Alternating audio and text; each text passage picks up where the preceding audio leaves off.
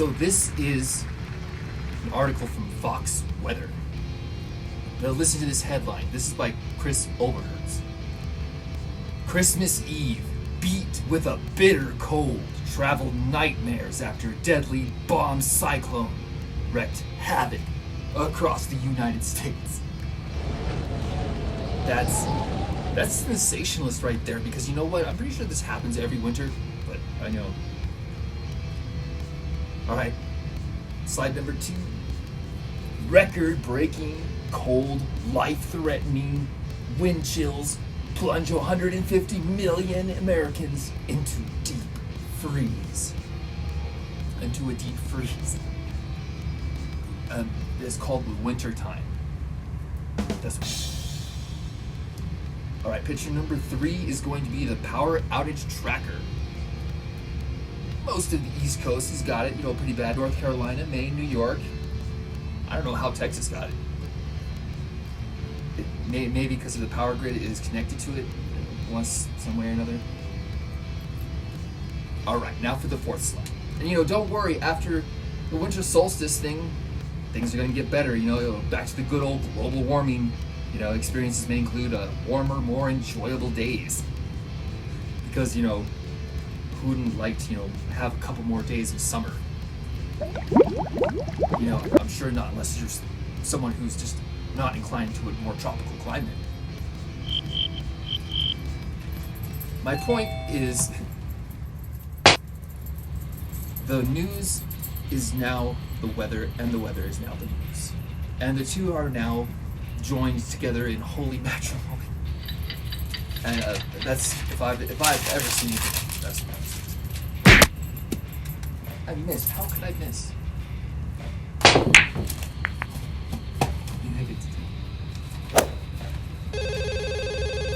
Oh, we got a caller? Oh, it's the test caller. Okay, who is this?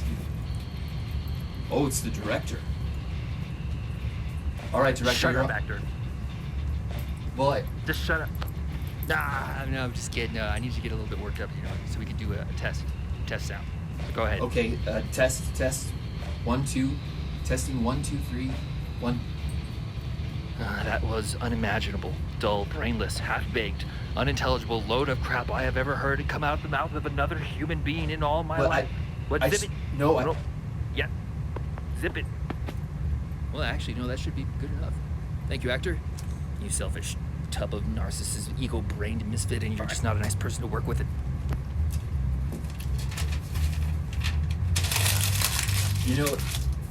I would say he's pretty lucky that we don't have a union.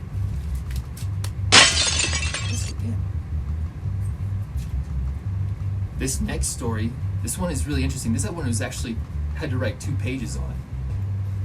This was by Wired. Bill McGuire from Wired. I swear this Christmas could not have been more poetic, just with everything it flows together. Alright, picture number 1. El Nino. And it is threatening the world. The world is not prepared for El Nino. Global heating will set the stage for extreme weather everywhere. In 2023, the consequences are likely to be cataclysmic. And what I was just talking about, using language and things like that, this is what these talking about. Cataclysmic. Everywhere. Extreme weather. Alright, number 2. 2023, the relentless increase in global heating will continue, bringing ever more disruptive weather. That is the signature calling card of the accelerating climate breakdown. They made a new word because climate change was just too general of a term. It's becoming so ridiculous that they have to keep making words and new terms all the time. Alright, number 3. La Nina will continue. Fortuitously for us, because it is one of the longest El Niños on record. What's El Nino? Well, El Nino, a consequence of El Nino, slide number 4, is that it helps keep a lid on global temperatures. This article by Bill McGuire from Wired says that we've been spared the worst. Man, page number 2, that's crazy. NASA claims that 2022, number 5. 2022 was hot because climate change was, well, rather, the climate was in naturally occurring cooling phase. So there's already a cooling phase going on. And that affects weather patterns across the world. Wait, hold on. Wait, what? A natural cooling phase that happens in the Earth's Pacific Ocean affects the climate around the world. Who'd have thought? Who'd have thought? It had nothing to do with us, after all. Anyway, number 6. The climate will begin to collapse. In earnest, becoming all persuasive, affecting everywhere and insinuating itself in every aspect of our lives. The second part of that is some temperatures. And if you look, I mean, yeah, there's a couple degrees there that's different, but it's not really, the numbers are there to make you afraid. When you compare them, it's not so bad. The worst part is this part where he's saying it's going to insinuate in every aspect of our lives, affecting us everywhere, all pervasive. This is not the weather that they're talking about. This is their draconian measures of cutting carbon, of getting rid of transportation, of getting rid of everything that's human. Every aspect of our lives. You know that they're talking about us. We are climate breakdown. This is what they want. It's really quite scary. We got another caller? Who is it? Who's this? Oh, the editor. Oh, all right. Go ahead, editor. So, I've got good news and I got bad news. Which you want to hear first? Good news? Good news is you got a good news, bad news cliche in your show. The bad news is you have a good news, bad news cliche in your show. But don't panic. Oh. I've got a good name for the show. We're going to call it Unplugged. Yeah, because you see, your mic's not plugged in, your computer's not plugged in, nothing's plugged in. But you know what? The investigator told me to tell you that. It wasn't me. So, anyway, there's just a little bit of input for you.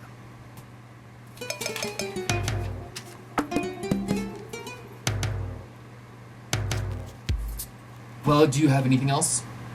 No, that's it. You're doing a terrible job out there, baby. Just keep doing it, and remember, if you need any legal help with the show, call legislator. The legislator? I know who the legislator is. You need to relax. In Go fact, to the I'm doctor after the show. He'll direct you to the director. And he'll line you up with the operator who will put you in contact. Or actually, he'll patch you through with the narrator. There's a sharp guy. He'll bring you the product. The producer who will issue you a visitor pass. And with that, you go to the doctor, get the prescription to the investigator.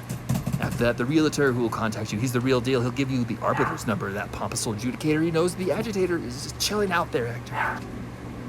Maybe he's right.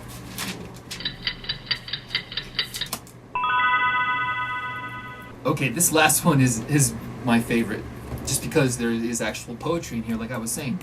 This is from the BBC News by James Fitzgerald. Afghan Taliban ban women from working for NGOs.